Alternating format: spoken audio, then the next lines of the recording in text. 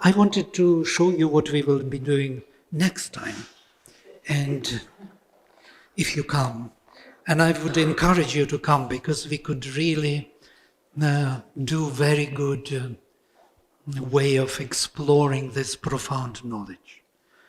It is not only that I address it as it is in integral yoga, I will be addressing it as it is in Upanishads and the Veda.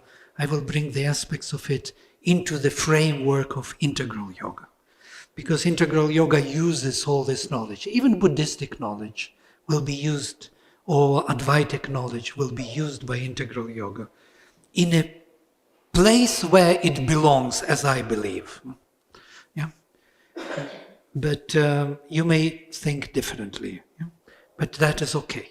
It's a device for us to get a presence, an experience. So integral yoga is it's a practical application of how we can realize the teaching. right. Not intellectual. It's not intellectual, and still it is intellectual. What is interesting, it is also using intellect, mind. When people say this is not it because it is the mind, I think, by what they decide this? And who is talking? The mind is talking, of course. And the mind is deciding. But the mind is also part of the experience. Everything is a part of the experience. Body, vital, mind, supermind, transcendental is a one spirit. That's what we want to understand. That this body is not a mistake or some kind of trap for the spirit to get out and to be free forever. It is the enterprise of the spirit. It is something which spirit manifests here, manifests itself through the body here, and wants to be, making jokes about me. But is it not so? Otherwise, why we are here talking about it? So if you look a little further, I will be speaking about consciousness, how it operates on every level. And this is a profound knowledge which is given by Sri Aurobindo, especially on a dhyatmic level. Because on a level of the unborn self, on the supramental level, consciousness operates differently, which we have no idea yet about. But if we learn about it, we will see how it is pervading the whole up to the physical, and how it is present even at the physical level. So we will speak also about how faculties are presented in different epistemological frameworks or structures of consciousness. How it was in the Veda, how it was in Vedanta, and how it became in Sankhya and Yoga later. We are thinking in a different way today, and we can compare how they were thinking in the Vedantic time, in the Upanishadic times, and how different it was from the Vedic way of thinking. And once you have the whole line and you see how things changed within yourself, we can trace back. We can shift between different languages and understand different ways of approaching these subjects. It's also very important to see the evolution of structures of consciousness, from magic to mythical, from mythical to mental. We are now in the mental structure. We are fighting by the mind with the mind. We want to get out from the trap of the mind. And it's very legitimate. We will see why it is so also. So, enter the Buddha, our senses, indriyas. If you look at this scheme, you can see that operations, as Sri Aurobindo calls them, secret operations of consciousness at the highest level, and then faculties of consciousness, or what we call indriyas, and senses, basically. Yeah? So the faculties of consciousness in Sankhya, this is what we will be dealing with next time. It's a very important vision. It is everywhere, in Tantra, Yoga, in every darshana, you would have to learn about this system. We will look into it deeper, how consciousness pervades and presents itself in the physical world. We have 5 elements, Pancha Mahabhutani. You see, ether, air, vayu, fire, water and earth. And we have karmendriyas and jnanendriyas. Jnanendriyas are the senses of knowledge, and on each of these levels there will be one sense of consciousness present. Hearing, touch, sight, taste and smell. 5 indriyas, as it were. Each corresponds with a particular level of in the physical body, in our physicality. But the most important is the top, Purusa and Prakriti. Purusa is, according to Sankhya, is our soul, and Prakriti is our nature. Prakriti is one, and Purushas are many, according to Sankhya. There is also Sankhya of the Gita, where there is also universal Purusha, and there are many Purushas, and there is the Prakriti, nature. Nature, when it is not attended by Purusha, is falling into equilibrium. It does not manifest anything.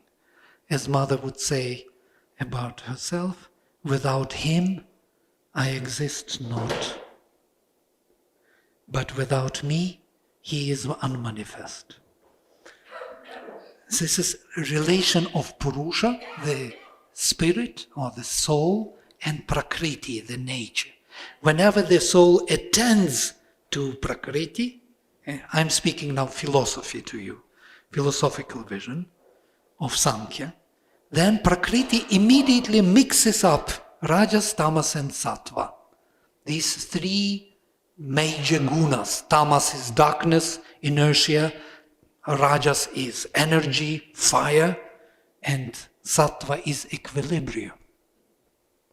So these 3 states are immediately mixed up, building up first buddhi, the higher mind, the pure reason, as we call it in Western philosophy, ahankara, the ego sense, manas, the sense mind.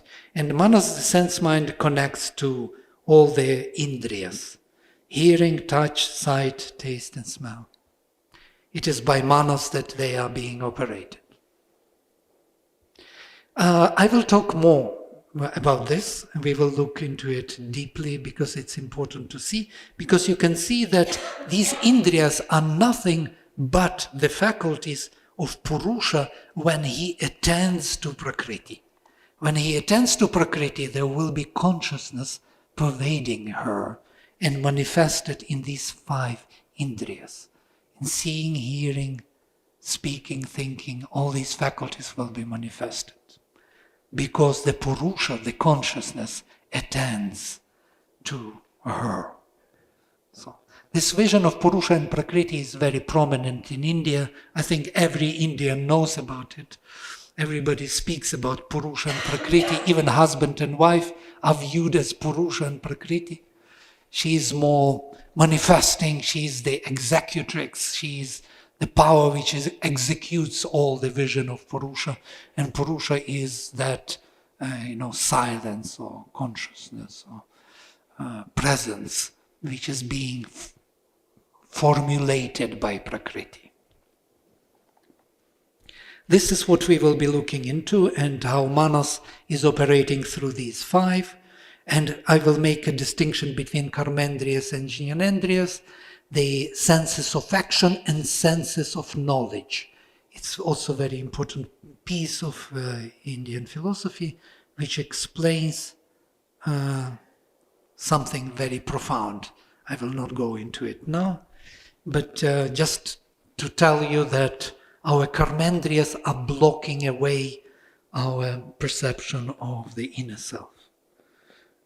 Our activities within the body, so to say, are built up from the inconscient. They grew up from the inconscient, and our activities by hands, legs, speech, procreatory organs and excretory organs, they are all connecting us to the outer world. These are the connections through the action to the outer world. And once they are activated, they're kind of blocking away the inner perception. That's why the methods of yoga were developed where you become totally still. You stop thinking, you stop even breathing. Why? Because you want to reach deeper. And the moment you become active, you move your hands, you start moving around, that connection, that perception disappears. It's very psychological. You will observe that it makes sense. So how to be perceptive and active at the same time? This is the biggest question. Because we are losing our inner perception when we are active. The moment we become active in the body, we run or we think intensely about something, how to solve the problem, we forget about the spirit. We can't connect. So to connect, we have to still everything, to calm down, to relax everything, to relax jaws, to relax neck, to relax everything. And then slowly we can dive deeper to some inner light.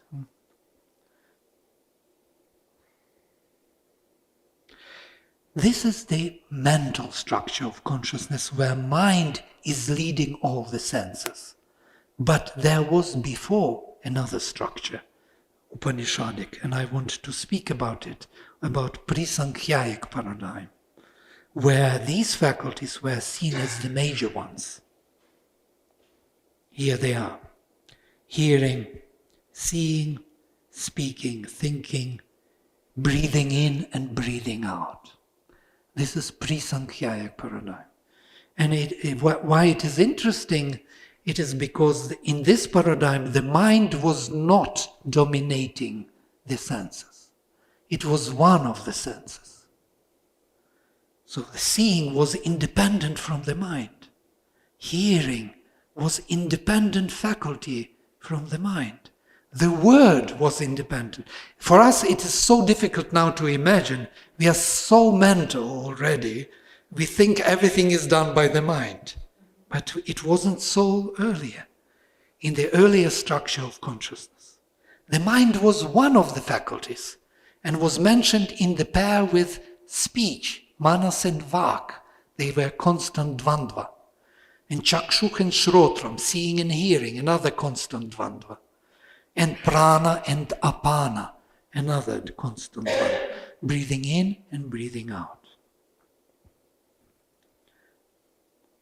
We will talk about them, why they are important.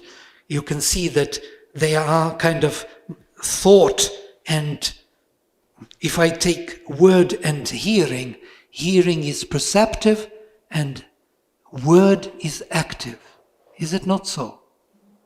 The word is vibration, expression of some hearing which is more perceptive. They are in the pair on the one side, on the right side.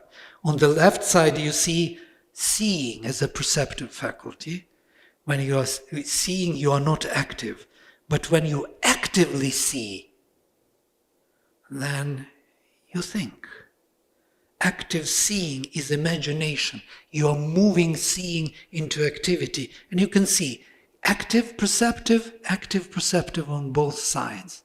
One is dedicated to nama, the name. Other is to rupa, the form.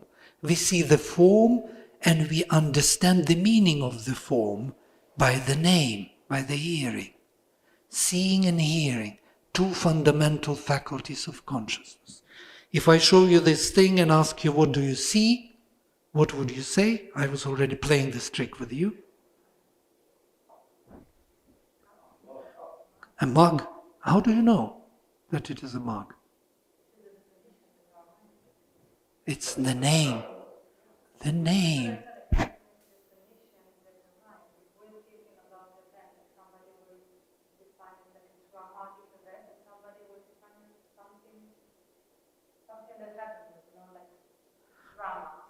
Right. No, you're speaking about the word.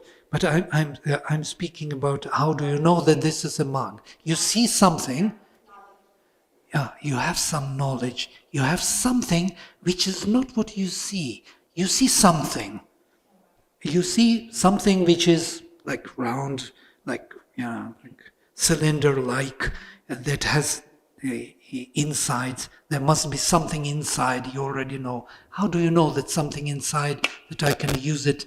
You don't see it me using. You remember it now, but knowing about this belongs to the domain of the word.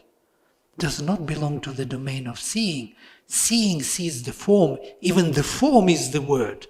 When you see it, you already see something. Black. Black is the word. Everything is the word. All your understanding about this belongs to the word and not to the sight. Sight is fixing this image of things with your consciousness, and the word relates this thing with all possible activities. You can put water in, tea, you can drink, you can hold, you can put, it has flat. You have all the relations through the word. You know how to use this object or something, what you see, through the word, not through the seeing. Impressive. They speak about Nama and Drupa as two fundamental faculties by which the Brahman came into this existence. Through seeing and hearing he came. And the active counterpart of seeing and hearing is the word and the thought. And here you have it. Okay?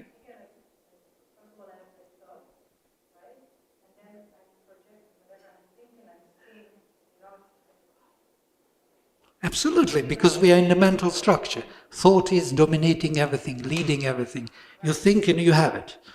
But there was another structure before, where thought was not the leader of everything. There could be another way, seeing and understanding.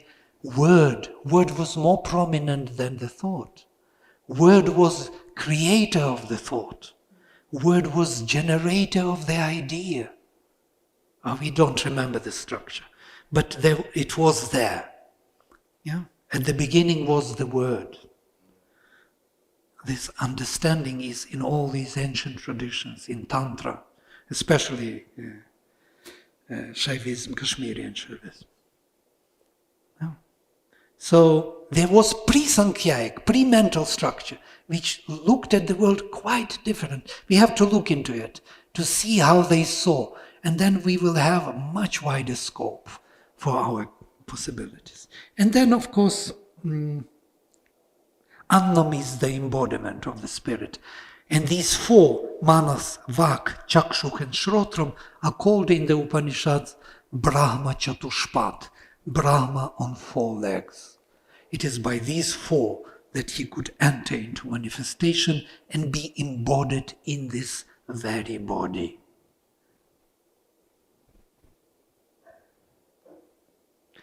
And then, what we will do next, we will look into Adhyatmic epistemology.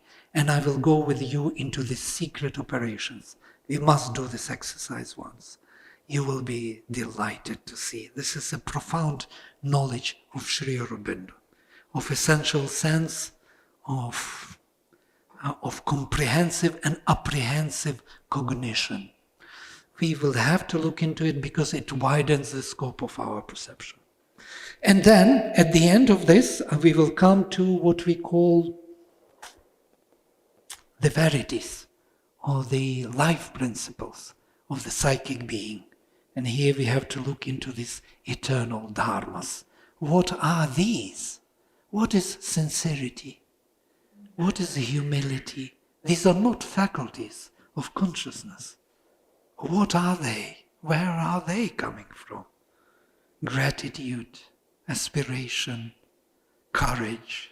What is courage? What is goodness, generosity, equality, peace? Where are these coming from? We will have to look into this another dimension of our consciousness, which we are never thinking about as separate from faculties. Faculties are one part of our being, the technology of consciousness. And these are something else. They are manifested through our inborn self, psychic being, the soul within us, vibrates and emanates these qualities of the being, these delights, eternal dharmas, as Sri Aurobindo calls them, eternal dharmas, constantly emanating and sustaining the universe. Mother has said this. These are the basis of our whole creation. This is what we teach in our university.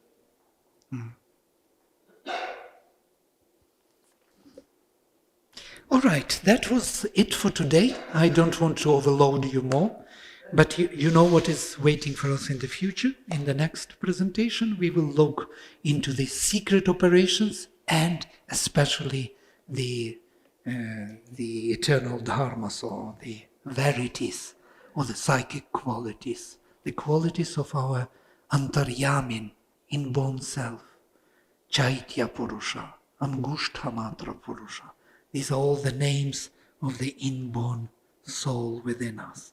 It is that lover, that is him who loves the divine, who is seeking for the divine with love. There is no love without this being in us. That is the spark of the divine. To your question on singularity and the individualization we were discussing with Radha, that spark of the divine becomes the individual divine, which is everything at the same time, and has its own focal, unique, individual point of view at the same time. It's difficult to reconcile because mind cannot handle it. Mind can say either everything is one, or how can be many there? Yeah? So, but it can be. The singularity doesn't mean that it's only one. There is a diversity in oneness, and oneness in diversity. Both ways. And that is singularity. The best part about this thing is that all of us unconsciously uses this quality in our practical field. We are not conscious. And each organization uses this with different titles and management terminology. Each organization, whether it's at individual level, society level, or company level, or a nation. HP, can you take it, please, just for our sake? So, this is very important qualities that each human being uses without being aware of it. If you observe yourself from today, you will see that in varying degrees, we are using it. In many varying degrees. Some more prominent, some maybe not, some different times. So this is why Mother has said these are bases of creation. The whole universe is based on this. These are tools that we as a human being uses to propel our life journey on even material level. And I'm talking about any professions you take. As a businessman, as a student of even learning here, we need receptivity. We need aspiration. Are we sincere to learn? I mean, you can use everything. Are we afraid? Therefore, we need courage. You cannot make decision in life without courage. You cannot progress unless you are also ready for perseverance, because roadblocks will come. So that's why these are 12 qualities we teach as qualities of a leader. First, we are leading our life, and then rest of the world, family, organization, the departments. So this is why this is frankly most fundamental. And these are the qualities that invokes 4 Mahashaktis. It prepares us to have the connection with Mahashakti that operates in this universe. Mahasaraswati, Mahalakshmi, Maheshwari and Mahakali. And each is having the prominent faculty, representation of Shaktis. So that's why this is very, very important. Now you can see this.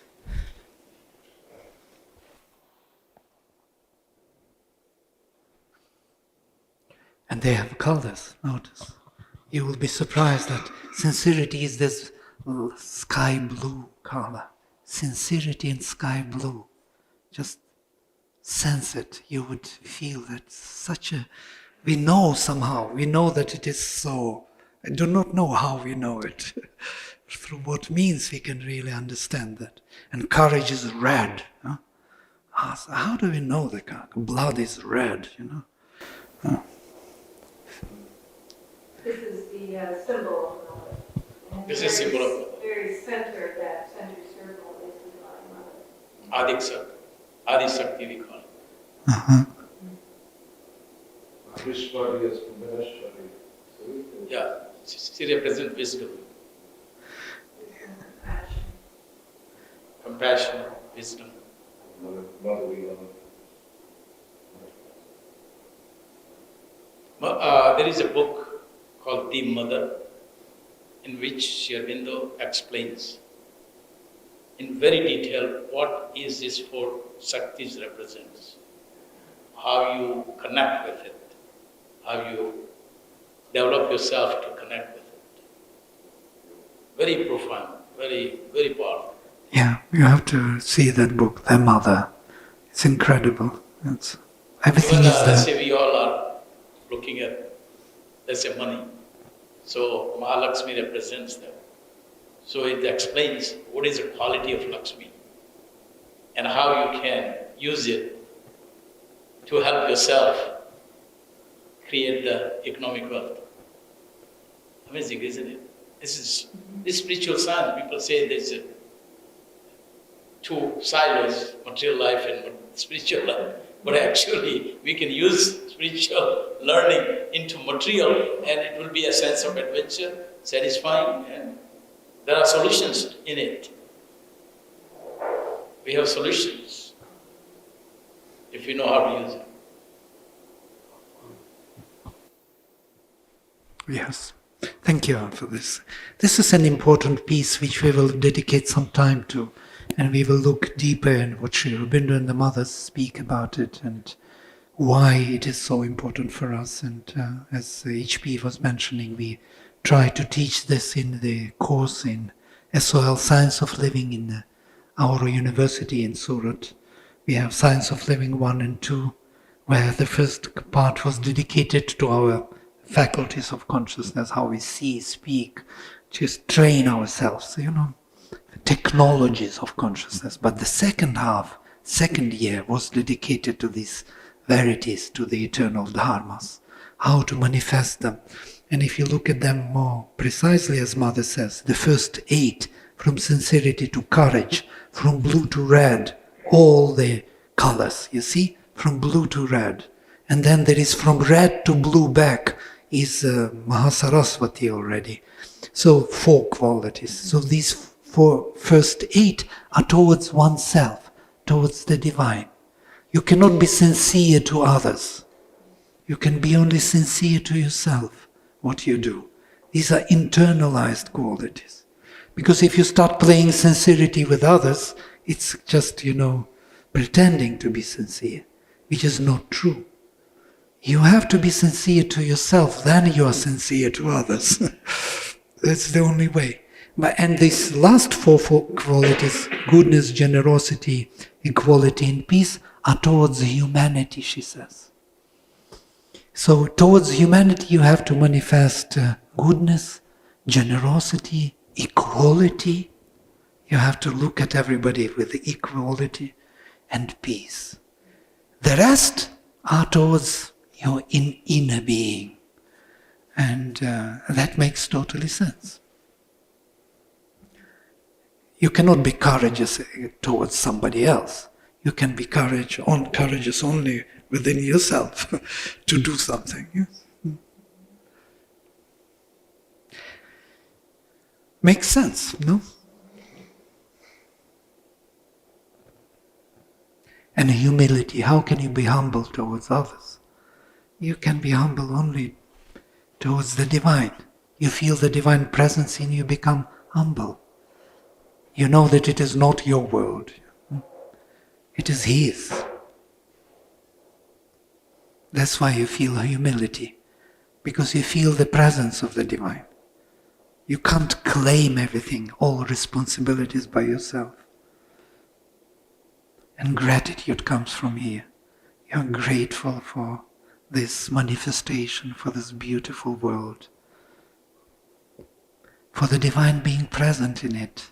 You are grateful. Not because somebody did good for you.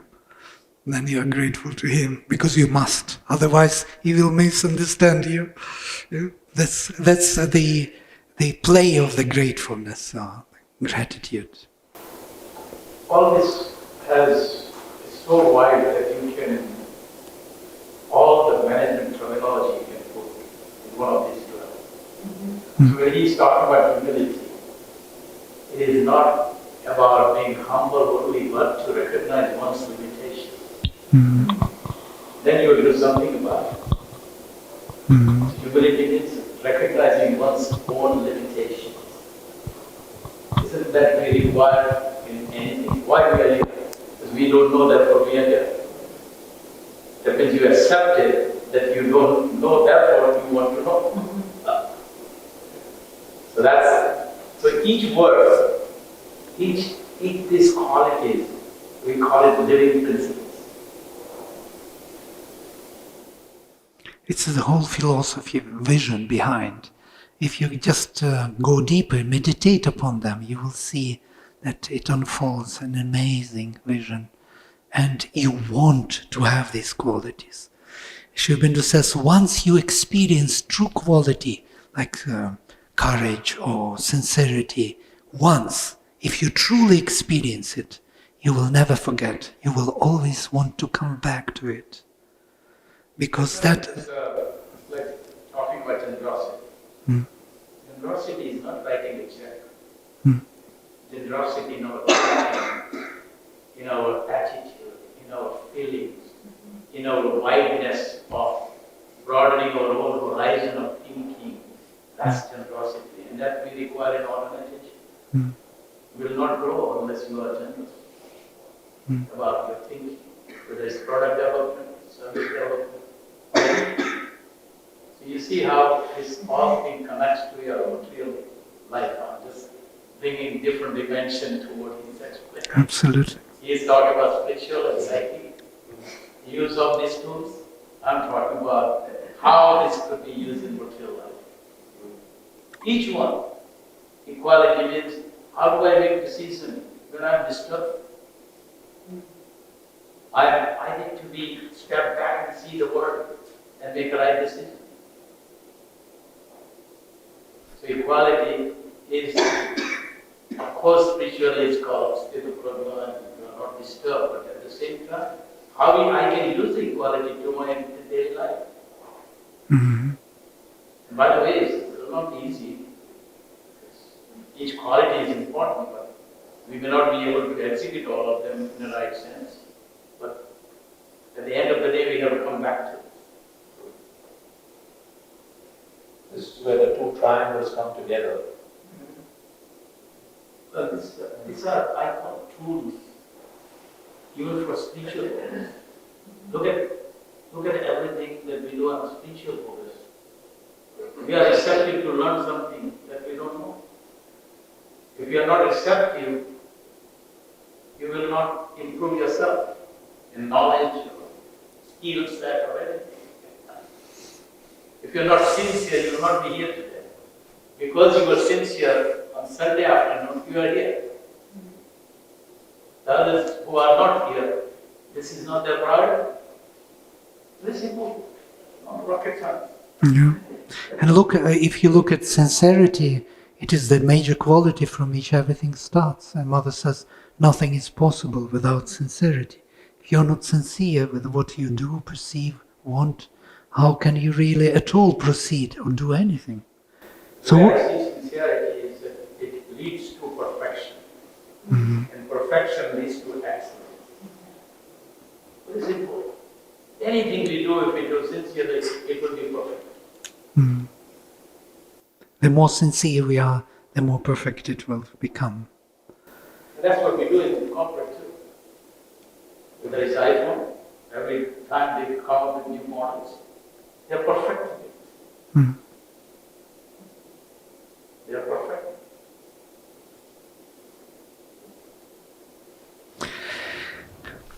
All right, 5 o'clock. It's a beautiful time. So shall we have a minute of silence? Just small.